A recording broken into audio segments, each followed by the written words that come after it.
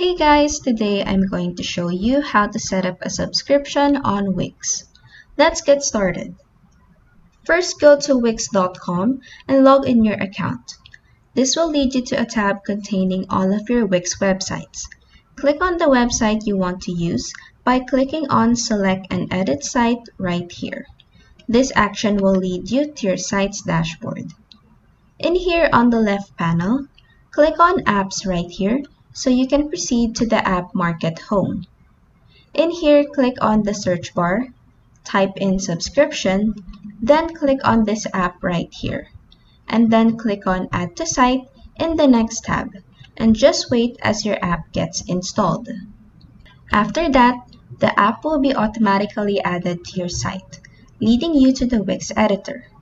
After it has been added, just customize it however you like by clicking on the section containing the subscriptions, then click on Manage Plans right here, and this will open a new tab containing the dashboard. In here, click on Get Started.